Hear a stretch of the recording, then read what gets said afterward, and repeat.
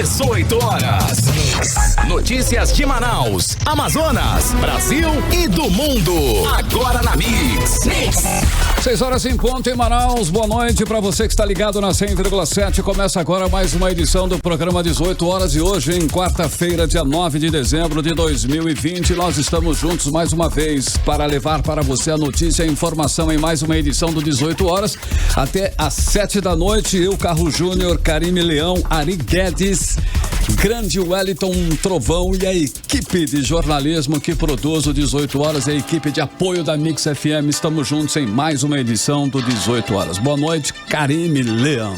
Muito boa noite, Carlão. Boa noite para você que acompanha a programação aqui da Mix Manaus. Estamos juntos sim até às 7 da noite no programa 18 horas. Valeuzaço pela companhia.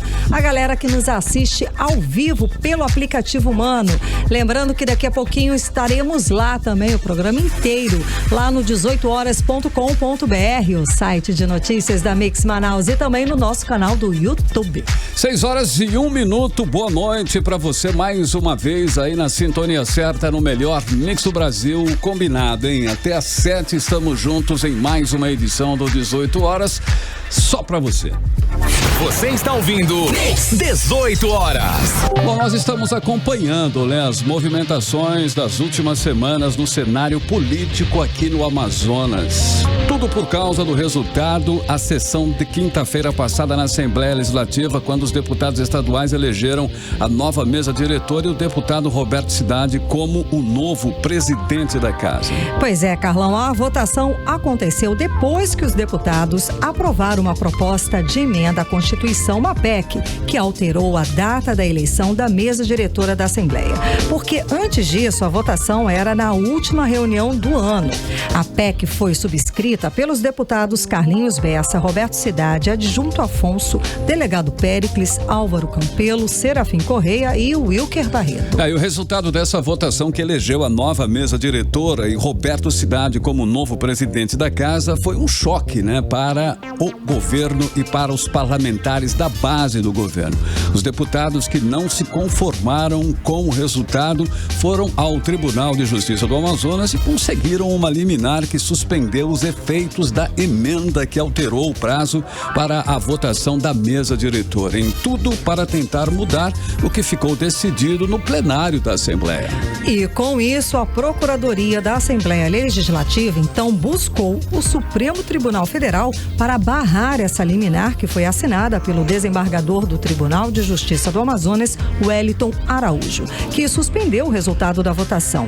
E por isso, hoje, os olhos e os ouvidos estavam atentos para a sessão que aconteceu hoje da Assembleia Legislativa do Amazonas. Depois de todas essas movimentações, a expectativa era de uma sessão quente, com muitos deputados querendo a palavra, e a Assembleia Legislativa do Amazonas não decepcionou. Vamos conferir na matéria de Cíntia Blink. Como esperado, a sessão da Assembleia Legislativa do Amazonas desta quarta-feira foi agitada. O assunto principal, claro, a tumultuada votação da mesa diretora para o biênio 2021 a 2022. Essa eleição foi adiantada por meio de uma PEC que aumentou o prazo para a eleição. Até aquele momento, por lei, só poderia acontecer a votação da mesa diretora na última sessão do ano. A PEC foi aprovada em 2 turnos, por 16 deputados. E esse também foi o número de parlamentares que votou na chapa liderada pelo deputado Roberto Cidade. Mas, na sexta-feira, o desembargador Wellington José Araújo concedeu uma liminar que suspendeu a votação. Essa decisão foi resultado de um mandado de segurança apresentado ao Tribunal de Justiça pelos deputados Saulo Viana, Belarmino Lins e Alessandra Campelo. A deputada Alessandra Campelo listou uma série de irregularidades que encontrou na tramitação da PEC. Para que a PEC vá para a CCJ, seja encaminhada, ela teria que passar, ela teria que entrar na Assembleia, ela teria que existir na Assembleia. Ela não existe. Aqui tem toda a documentação comprovada. E o desembargador, obviamente, se atentou para toda essa documentação. E Roberto Cidade, eleito o próximo presidente da Assembleia por 16 dos 24 deputados, ressaltou a independência da Casa Legislativa. Reafirmando aqui a nossa percepção que todos os ritos internos da nossa Assembleia Legislativa foram seguidos e respeitados durante o processo de eleição da mesa diretora, com a participação de todos os parlamentares. Por fim, expresso aqui a minha total confiança no Poder Judiciário. O parlamentar também agradeceu os 16 votos que recebeu na última quinta-feira. E o deputado Felipe Souza também usou a tribuna hoje. Ele disse que não houve um golpe contra o governo do Amazonas, mas houve um contragolpe da Assembleia. Essa casa, na verdade, deu um contragolpe. Esta casa seria sim golpeada. Dito da tribuna desta casa, inclusive, pela líder do governo, que quando disse que o deputado Roberto Cidade estava se unindo com opositores e com outros deputados, porque não era, porque havia sido preterido, porque não era o candidato do governador. E o atual presidente da Assembleia, deputado Josué Neto, também falou do assunto. Ele ressaltou que quem conhece de direito legislativo são os profissionais do Poder Legislativo. E esses profissionais orientaram todo o processo. A técnica legislativa, o direito legislativo, você pode chamar o melhor advogado do Amazonas. Você pode chamar a PGR, você pode chamar quem você quiser. Mas quem entende do nosso regimento interno, quem entende da nossa Constituição, são os servidores desta casa. Os deputados Serafim Correia e Dermilson Chagas chegaram a dizer que, se for preciso fazer uma nova eleição, os 16 votarão novamente na chapa de Roberto Cidade.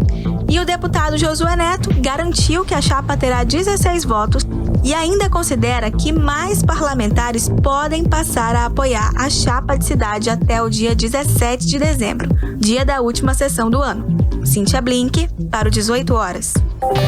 E um dos deputados que assinou a proposta de emenda à Constituição, a PEC, que tornou possível antecipar a votação, o deputado Péricles, que inclusive está sendo acusado pela base governista de irregularidades nesse processo e é o nosso entrevistado hoje. Muito boa noite, deputado. Tudo bem?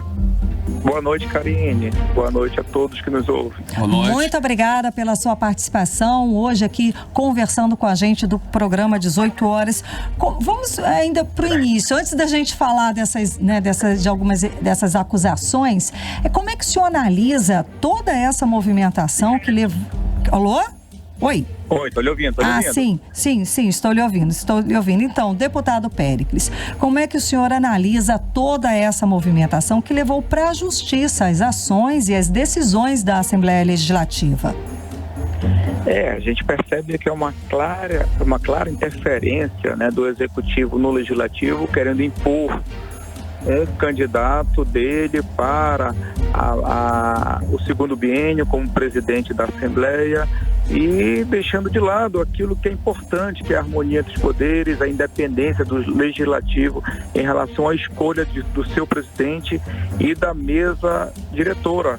Nós lamentamos muito, inclusive estamos sofrendo ataques, perseguições, retaliações por conta disso, de o governo não aceitar a independência e a escolha da maioria da Assembleia em relação ao seu presidente. Deputado, o senhor inclusive está sendo acusado, pelos deputados governistas de ter aí cometido irregularidades nesse processo aí. Quais são essas irregularidades que o senhor está sendo acusado? O que o senhor acha disso, inclusive? Carlão, me acusam, de falsificação de documentos, que é um crime previsto no Código Penal, só que precisa não só da autoria, que dizem que eu que falsifiquei, mas precisa da materialidade, e não apresento um documento que eu tenha falsificado. E criminoso, quem é criminoso é o governo, e nós já, inclusive, apresentamos várias provas e indícios de corrupção, de desvio de dinheiro público, e vários outros crimes cometidos pelo governo do Estado, entendeu? Então, falsificação de documento, isso não existe, é mais uma forma, de distorcer o que acontece. Toda a fase de tramitação para aprovação da PEC foi seguido passo a passo, passou pela CCJ, havia um requerimento com 8 assinaturas para o regime de urgência, depois foi para a comissão especial e foi para votação, e foi votado por ampla maioria. Precisaria de 15 votos para a aprovação da PEC, nós tivemos 16 votos. E logo depois houve a eleição da mesa, que em ampla maioria também escolheu a Chapa 1 como vencedora para a mesa diretora do segundo biênio, 2021-2022. Isso já acontece em vários procedimentos, vários projetos que chegaram à casa com essa celeridade, com um regime de urgência. Muitos desses projetos eram do governo do estado e que nós demos a celeridade devida. Isso mostra realmente que nós estamos trabalhando com rapidez, mas não deixando, né, de cumprir aquilo que é previsto, todos os requisitos constitucionais. Inclusive a PEC, ela foi aprovada em 2 turnos de votação, como é previsto pela Constituição, e está vigente apenas agora com um mandato de segurança que suspendeu tanto a emenda constitucional quanto a sessão plenária. E sobre isso, né, a Procuradoria, a gente tem informação que a Procuradoria da Assembleia Legislativa buscou o Supremo Tribunal Federal para derrubar essa liminar, né, que anulou essa votação. Então a gente queria saber judicialmente em que pé está. A Procuradoria, inclusive nós temos excelentes procuradores da Assembleia, já apresentaram algumas medidas cabíveis judiciais para resolver esse imbróglio. E uma delas realmente é um pedido de suspensão de liminar ao STF por conta da decisão.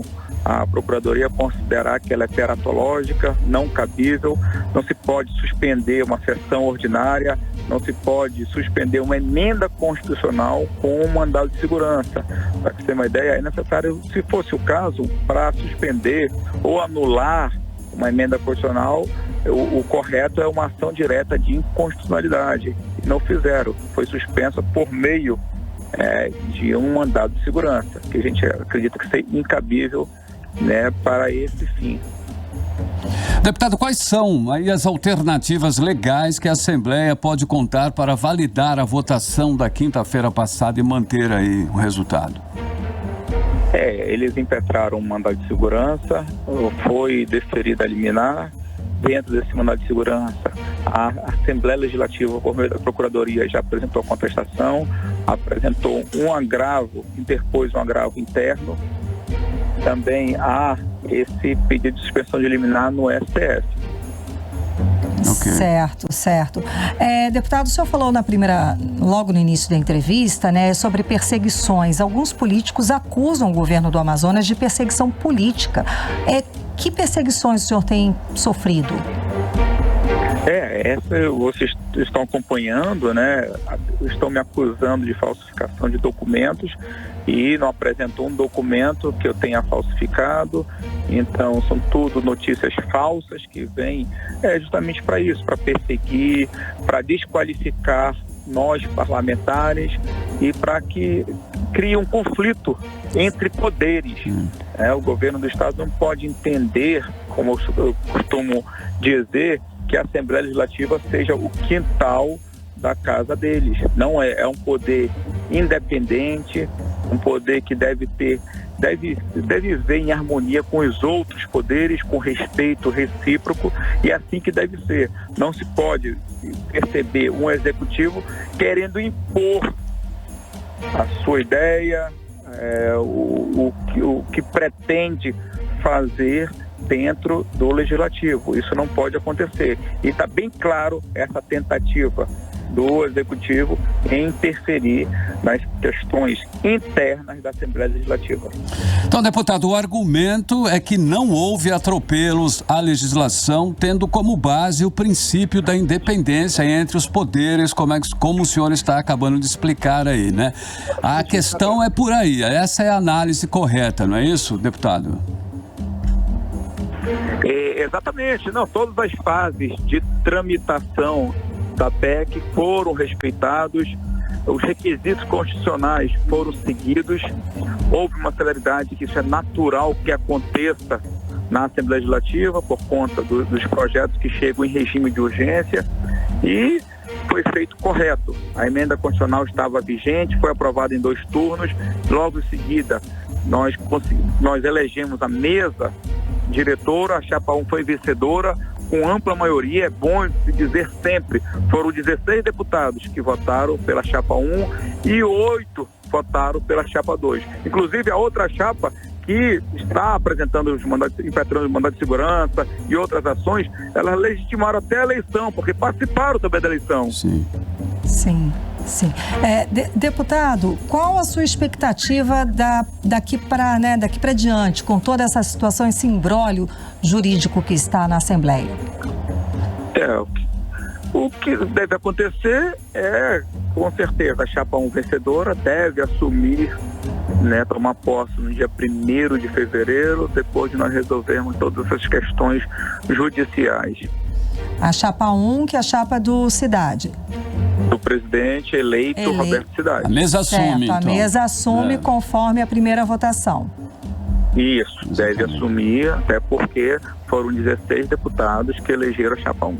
Exato, em 2 votações. Para finalizar, deputado, o senhor estava explicando, numa das suas respostas agora para a gente, os limites, do Executivo, os limites da Casa Legislativa. De uma forma didática, o senhor pode explicar para os nossos ouvintes o papel, os deveres da Casa Legislativa dos deputados? Isso. O Poder Legislativo ele tem como função principal fiscalizar o Executivo e propor leis estas que buscam o bem-estar da sociedade, buscam realmente facilitar a vida em comum em sociedade. Entendeu? E é isso que nós buscamos. Desde o meu primeiro dia de mandato, eu busco fiscalizar o Executivo, não só fazer críticas, mas levar soluções, propor leis que realmente beneficiem a sociedade como toda, a população do estado do Amazonas, e é esse o papel do legislador.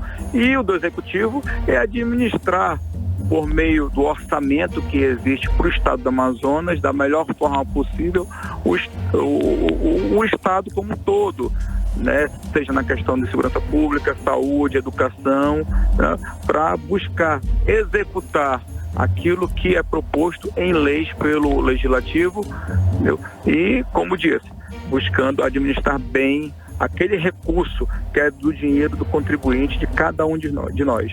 Tá ok. Então, obrigado. Muitíssimo obrigada pela sua participação hoje aqui, conversando com a gente no programa 18 horas. Conversamos com o deputado Péricles. Eu que agradeço, Karine, Carlão. Boa noite. Estou à disposição. Uma boa noite a todos. Uma ótima noite. 6h17 em Manaus. Você está ouvindo 18 horas. Olha, ainda sobre a sessão da última quinta-feira, os deputados não esqueceram a acusação feita pela deputada Joana Dark, não, hein? A líder do governo na Assembleia Legislativa do Amazonas disse que o deputado Roberto Cidade ofereceu propina para os colegas em troca de votos para que ele conseguisse a presidência da Casa Legislativa. Agora, o caso foi parar na Comissão de Ética da Assembleia e, segundo o deputado Wilker Barreto, mostrou no regimento interno, a parlamentar pode até perder o mandato. Vamos conferir essa história direitinho agora na reportagem de Cíntia Blink. A deputada Joana Dark pediu desculpas hoje aos colegas parlamentares da Assembleia Legislativa do Amazonas. Mas o deputado Roberto Cidade não foi incluso nesse pedido. Acontece que os deputados ficaram indignados e mostraram isso da tribuna nesta quarta-feira, porque Joana Dark disse que o líder da chapa vencedora da eleição da mesa diretora para o próximo biênio ofereceu uma propina no valor de R$200 mil em troca dos votos dos 16 deputados. Ao mesmo tempo em que a deputada líder do governo Wilson Lima pediu desculpas, ela afirmou que não fez nenhuma acusação aos demais colegas, apenas ao Roberto Cidade. Apesar de já ter sido colocada na cruz, eu quero dizer aqui que em nenhum momento eu falei dos colegas deputados, a não ser do deputado Roberto Cidade e de suas condutas. porque eu acompanhei os seus movimentos. A deputada também disse que tem imunidade parlamentar e, por isso, pode votar, debater e opinar sem ter provas. O líder da oposição na Assembleia, deputado Wilker Barreto, rebateu dizendo que o regimento interno fala sim em punição nesses casos. O deputado que promoveu ofensa à dignidade, à decência, ao respeito ao poder legislativo ou aos seus membros, dentro ou fora da Assembleia, através de discurso, proposição ou ato, ficará sujeito às seguintes medidas. Artigo, inciso 3º, perda do mandato. Tá aqui. Joana D'Arc não parou por aí. Seguindo o discurso, ela voltou a ameaçar os colegas. Mas também não vou aceitar que eu seja jogada na imprensa como se fosse uma irresponsável e como se eu não tivesse o meu direito de subir à tribuna e ter a imunidade parlamentar que me garante chegar aqui, falar, votar, debater e dialogar sem eu ter que estar apresentando provas. Mas se preciso for, eu apresentarei. Mais uma vez, a resposta veio de Wilker Barreto, que mostrou o documento afirmando que levará o caso à Comissão de Ética da Assembleia. Está aqui a peça que vai ser devidamente protocolada, assim como preconiza o nosso regimento, como presidente estadual do Podemos. E aí caberá à Comissão de Ética e esta casa, uma vez que a parlamentar reitera que, se for acuada, trará à baila documentos obscuros, deixando mais ainda esta casa sob suspensão, senhor presidente.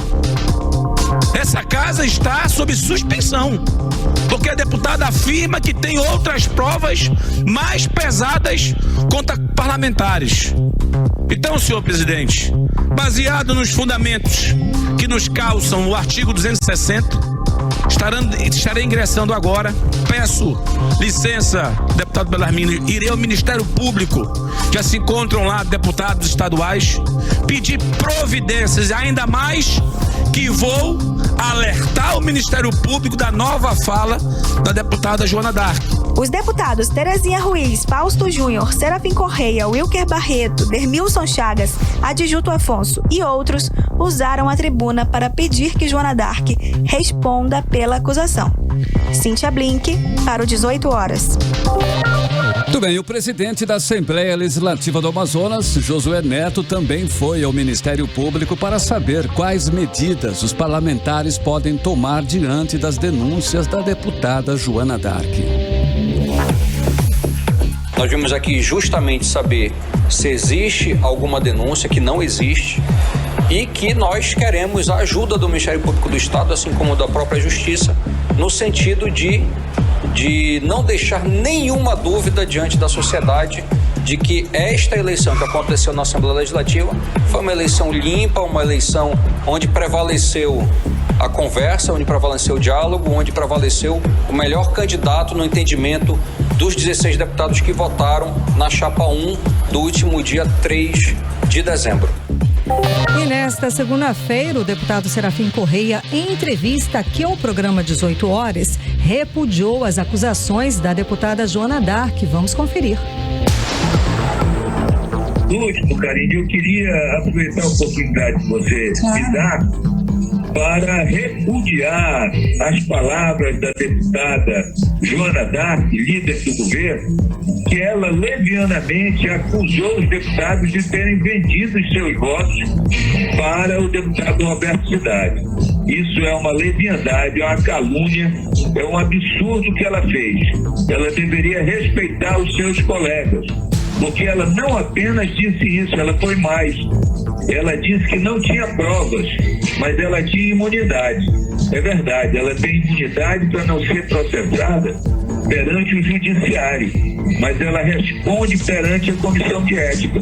E isso pode levá-la, inclusive, a perder o seu próprio mandato. Você está ouvindo 18 horas. Muito bem, 6 horas e 24 minutos em Manaus. Mais uma edição do 18 horas. Você conferindo aqui no melhor mix do Brasil. Nós vamos abrir a playlist do 18 horas de hoje. A primeira música traz a cantora Kylie Minogue com mais uma faixa aí do álbum Disco. É isso aí, vamos de música, vamos de Messy Thing. Você está ouvindo 18 horas. Tá aí, 6h28, mais uma que você conferiu aqui no 18 horas na playlist Kylie Minogue, a música Messy Thing. Mix. Agora nós vamos conferir a previsão do tempo para esta madrugada de quarta-feira, ou melhor, noite de quarta e madrugada de quinta. Previsão do tempo com Karime Leão. Previsão do tempo. Segundo informações do Climatempo, a previsão é de chuva rápida durante a noite e a madrugada. A mínima prevista é de 24 graus e a máxima não deve passar dos 33 graus. As chances de chuva são de 80% e a umidade relativa do ar fica entre 52% e 89%. 6h29, boa noite. Mix.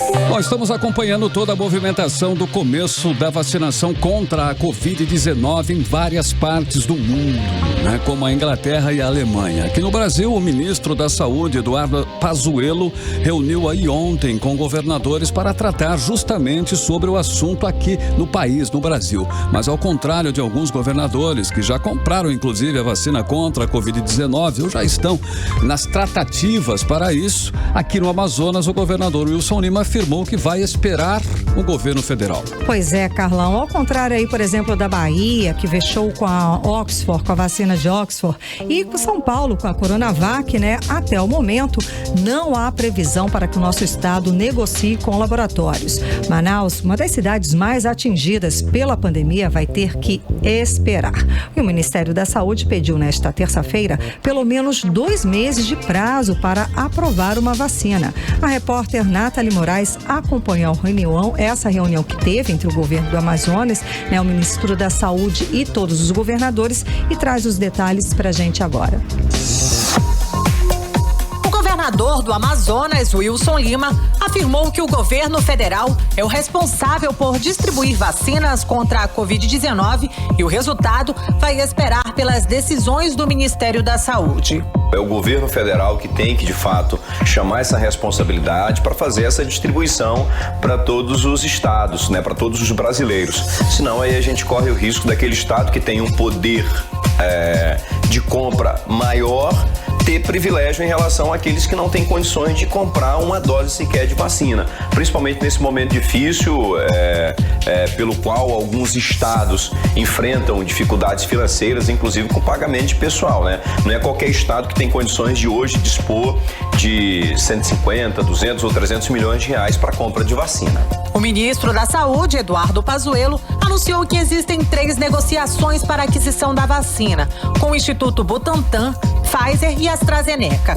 Todas estão na 3ª fase de testes e devem passar pela avaliação da Agência de Vigilância em Saúde, que deve ser feita em até 60 dias. O pesquisador da Fundação Oswaldo Cruz, Jessen Orellana, criticou a atitude do governo.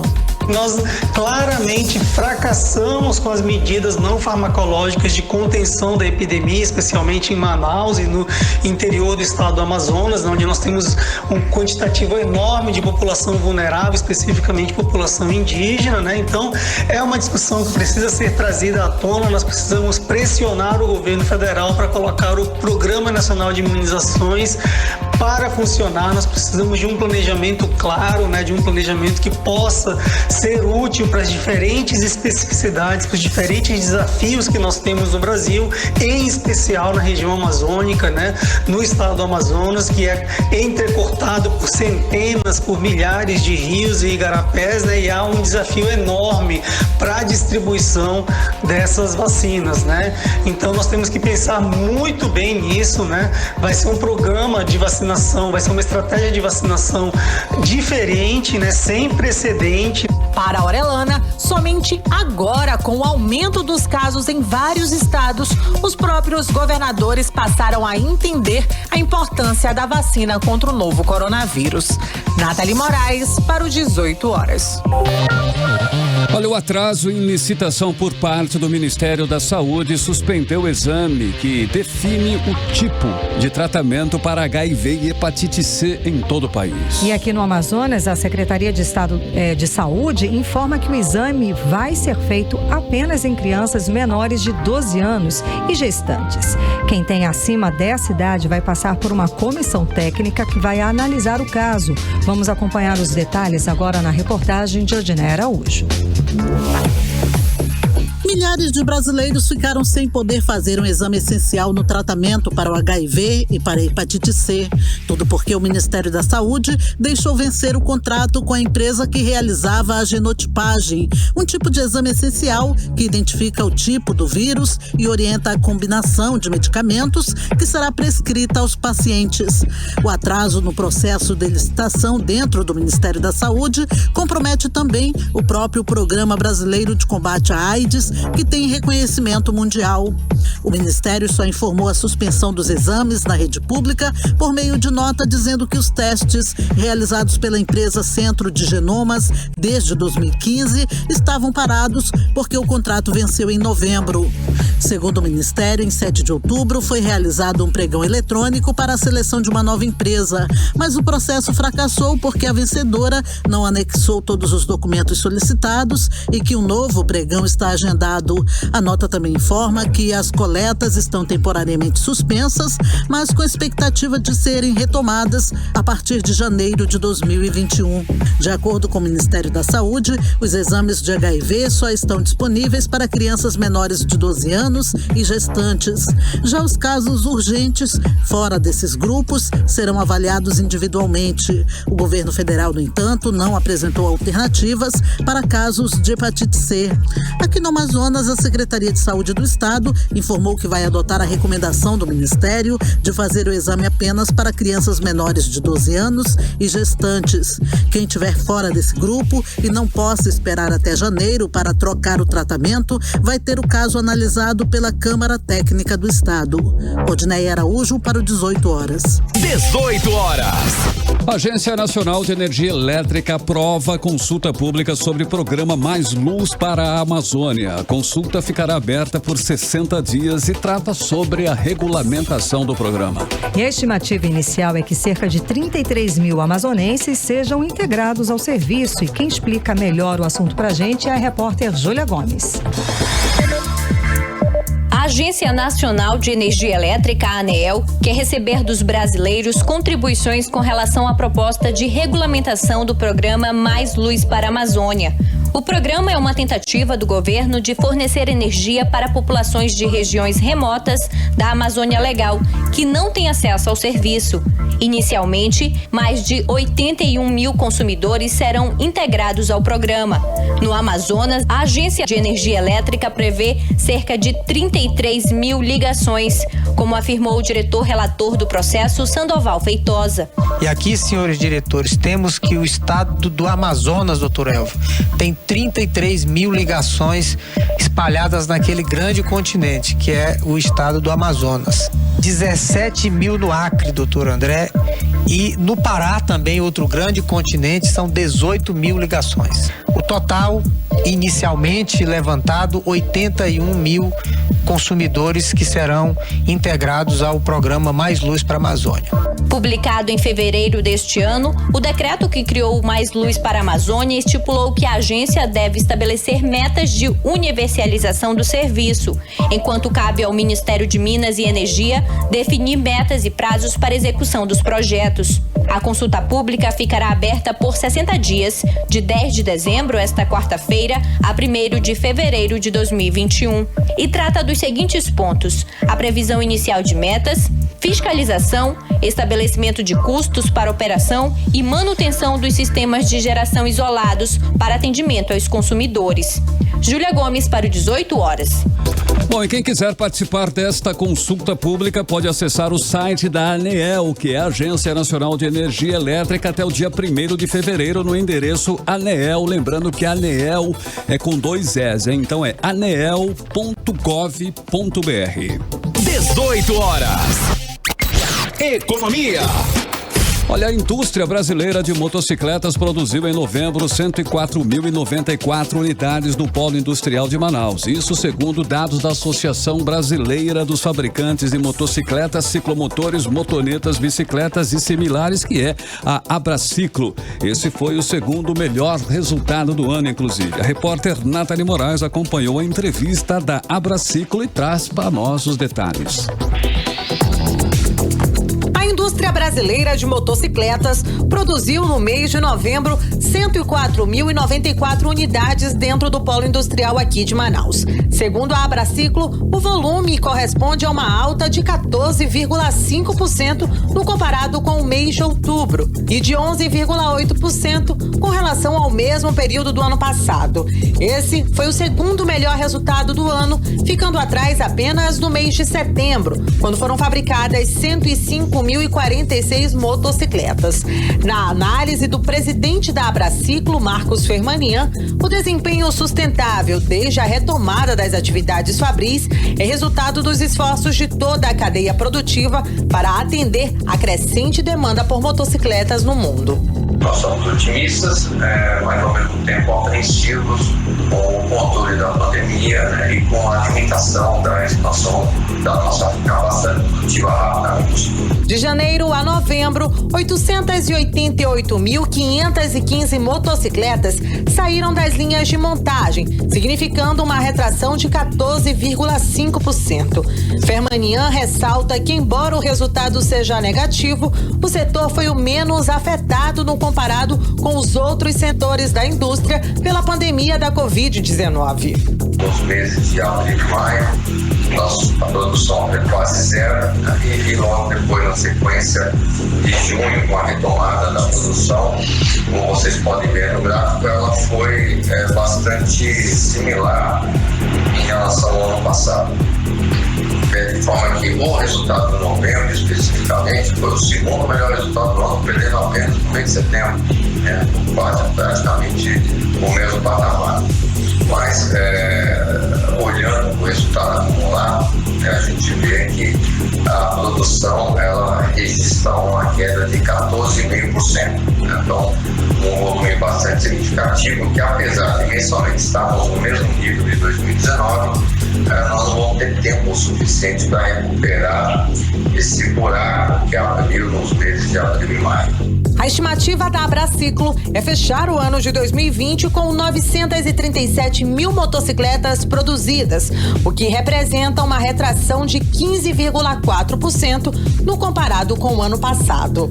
Nathalie Moraes para o 18 horas. 18 horas. E acabamos de receber a informação que o Supremo Tribunal Federal atendeu ao pedido da Procuradoria da Assembleia Legislativa do Amazonas e manteve o resultado da votação que elegeu o deputado Roberto Cidade como novo presidente da casa. Agora 6h41 em Manaus. 18 horas. Nós vamos com a segunda da playlist do 18 horas de hoje. Nós vamos aí com um novo disco de Shawn Mendes com a música Wonder, né? Pode estrear na posição número 1 na Billboard 200. Alguns sites, inclusive, especulam que o novo álbum, quer dizer, Wonder é o nome do novo álbum e não da música, hein? O músico deve, inclusive, vender aí 85.090 a 96 mil unidades desse novo disco. É bacana, né? Muito sucesso. Então vamos de música. Vamos para a segunda da playlist de hoje aqui do 18 horas. Vamos com Senhorita. Você está ouvindo 18 horas. Muito bem, você conferiu a segunda da playlist de hoje. Shawn Mendes, Camila Cabello, a música Senhorita. Mix. Agora a previsão do tempo, hein? Para amanhã, quinta-feira. Previsão do tempo com Karime Leão. Previsão do tempo. Segundo informações do Climatempo, a previsão de amanhã é de sol com muitas nuvens durante o dia, período de nublado com chuva a qualquer hora. A mínima prevista é de 24 graus e a máxima não deve passar dos 30 graus. As chances de chuva são de 90% e a umidade relativa do ar fica entre 52% e 87%. Agora 6h46, boa noite. Mix. A Fundação de Vigilância em Saúde do Amazonas divulgou em seu boletim epidemiológico que o estado tem mais de 21 mil casos de Covid-19 ativos. E no momento onde o mundo comemora o início da vacinação, infelizmente o nosso estado vai na contramão. A repórter Nathalie Moraes conversou com o epidemiologista da Fiocruz e tem os detalhes sobre esses casos ativos. Vamos conferir. Enquanto a Europa comemora o início da vacinação contra o novo coronavírus, a Fundação de Vigilância em Saúde do Amazonas divulgou em seu boletim epidemiológico, nesta segunda-feira, que o estado possui 21.086 pessoas com diagnóstico de Covid-19 ativos, o que corresponde a 11,53% dos casos confirmados. Entre os casos registrados para o novo coronavírus em todo o estado, o Amazonas tem hoje 448 pacientes internados, sendo 278 em leitos clínicos e 73 na rede privada e 205 na rede pública, sendo 164 em unidades de terapia intensiva, 48 na rede privada e 116 na rede pública e 6 pessoas na sala vermelha. Há ainda outros 67 pacientes internados considerados suspeitos e que aguardam a confirmação do diagnóstico para o novo coronavírus. Segundo o pesquisador Gessen Orellana, da Fundação Oswaldo Cruz, o estado vive hoje uma situação contrária à do mundo inteiro. Enquanto os estados já têm data para o início da vacinação, o governo do Amazonas segue à espera do governo federal. Nós tivemos um pico de adoecimento e mortalidade grande em Manaus, né, nos meses de setembro e outubro, né, e nesse momento nós estamos precisando mais do que nunca trazer à tona a discussão sobre a necessidade urgente das vacinas no Brasil, né? Então, é até estranho nós não termos uma mobilização maior das autoridades públicas, né, sanitárias dos municípios e do estado do Amazonas, dialogando de forma mais aberta, né, de forma mais transparente a questão da imunização no estado do Amazonas e nos seus municípios. É claro que isso depende fundamentalmente das diretrizes da orientação do governo federal, especificamente do Ministério da Saúde, que está atrasado, né, muito atrasado em comparação a países como a Inglaterra, como os Estados Unidos, e não há nem o que dizer em relação à Rússia, né, e a China, que tem produção própria e já vacinaram milhares de pessoas, tem vacinado milhares de pessoas há mais de 4 semanas. Até esta segunda-feira, são 182.875 mil casos da doença confirmados desde o início da pandemia no Amazonas. Nas últimas 24 horas, foram confirmados 13 novos óbitos. Nathalie Moraes, para o 18 horas. Bom, e assim o Amazonas deve fechar o ano com mais de 5 mil mortos por Covid-19 e 200 mil infectados. No feriado de ontem, houve muita aglomeração nas compras para o Natal. Os trabalhadores da saúde em todo o país temem explosão de casos depois das festas do fim de ano. A reportagem que a gente confere agora é de Odinei Araújo. Ainda esta semana, o Amazonas pode chegar à triste marca de 5 mil mortos pela Covid-19 no intervalo de 9 meses, desde o primeiro óbito registrado em 24 de março. Até ontem, de acordo com o boletim da Fundação de Vigilância em Saúde, 4.969 amazonenses perderam a vida por causa da doença. Pior que a taxa de transmissão do novo coronavírus voltou a subir em todo o Brasil. Segundo o monitoramento do Imperial College de Londres, no Reino Unido, a taxa agora é de 1,14. Isso significa que cada 100 pessoas infectadas no país transmitem o vírus para outras 114 pessoas.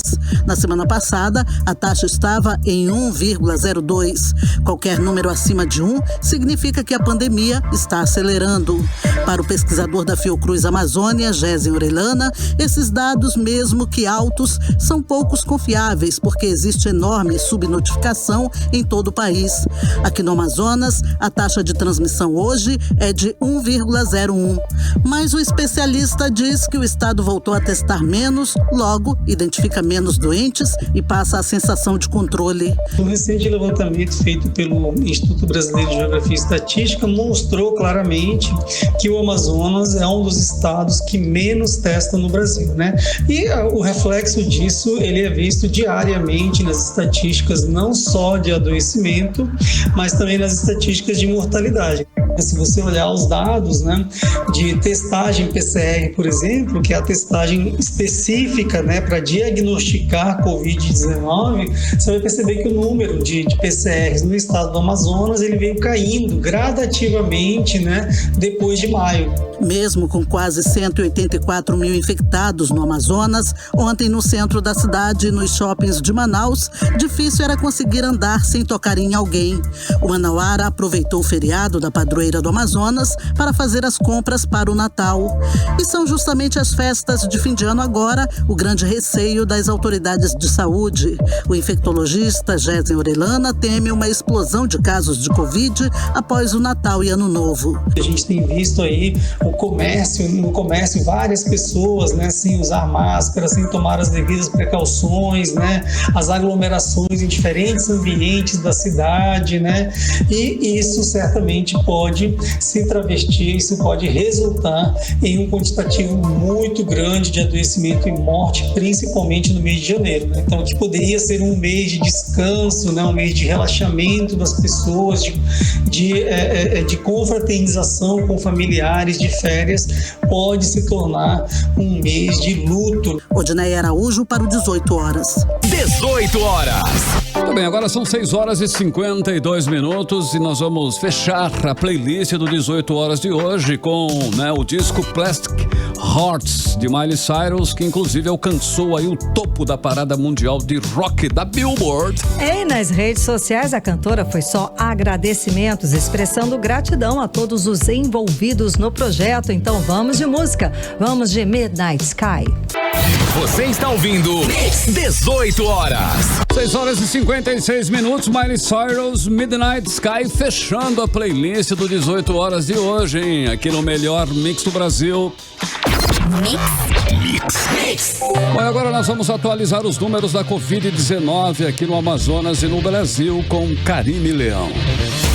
E o boletim diário Covid-19 da Fundação de Vigilância em Saúde do Amazonas, nesta quarta-feira, traz o diagnóstico de 438 novos casos de Covid-19, totalizando para 184.268 o número de casos confirmados da doença no estado. Ainda de acordo com o boletim, foram confirmadas 3 mortes por Covid-19, elevando o total para 4.972 o total de mortes no estado do Amazonas. E o Brasil registrou 178.295 mortes por coronavírus confirmadas até a 1 da tarde desta quarta-feira, segundo o levantamento do consórcio de veículos de imprensa a partir dos dados das secretarias estaduais de saúde. Ainda de acordo com o levantamento, o país soma hoje 6.682.652 casos confirmados da doença. E segundo os dados do Ministério da Saúde, o Brasil soma hoje 5.965.492 pessoas recuperadas da Covid-19. Agora 6 horas e 58 minutos. Seguimos direto para o editorial de 18 horas. Editorial 18 horas. Nesta semana, o governador do Amazonas, Wilson Lima, informou que o estado tem preparado uma estrutura para a distribuição da vacina contra a Covid-19. No mesmo press release, a notícia oficial, Wilson Lima disse que é o governo federal que tem a responsabilidade para fazer essa distribuição da vacina. A notícia postada no site do governo do estado mostra uma série de contradições. O governador diz que tem uma estrutura montada para distribuir uma vacina que ainda não tem. Depois diz que a responsabilidade é do governo federal. Diz que o momento é muito difícil porque vários estados passam por dificuldades financeiras para a compra de vacinas. Certamente não é o caso do Amazonas, que este ano deve ter uma arrecadação bem maior do que a do ano passado, ou 3 bilhões de reais a mais. Portanto, as contradições do governo do Amazonas e as desculpas apresentadas não são suficientes para tirar de Wilson Lima a responsabilidade que lhe cabe com a vacina contra a Covid-19. Ou ele vai demonstrar mais uma vez a incompetência na gestão para gerir questões cruciais como as da saúde pública, como ocorreu no auge da pandemia aqui no estado. O governador deve deixar claro para o povo do Amazonas qual é a real situação para a vacina contra a Covid-19 no estado. É o mínimo que as pessoas esperam. Transparência. 18 horas. 7 em ponto, Karime, nós temos aí mais uma informação quentíssima, inclusive, né? Exato, é para dar informação completinha para você, certo, né? A respeito da decisão do Supremo Tribunal Federal. O presidente do Supremo Tribunal Federal, o ministro Luiz Fux, deferiu a liminar que suspende a decisão monocrática do desembargador Wellington José Araújo, que suspendeu os efeitos da votação da PEC, que mudou o prazo da eleição da mesa diretora da Assembleia Legislativa do Estado do Amazonas. Com isso, volta a ter validade a eleição da chapa liderada pelo deputado Roberto Cidade, que assume o comando da Casa Legislativa no biênio 2021 e 2022. É isso aí. Ou seja, a partir de janeiro, a nova mesa assume na Assembleia Legislativa do Estado. 7 horas em ponto em Manaus. Boa noite para você em 100,7. A gente volta amanhã, quinta-feira, a partir das 6 da tarde, aqui no Melhor Mix do Brasil. Você ouviu 18 horas. As notícias do Brasil e do mundo. De volta amanhã.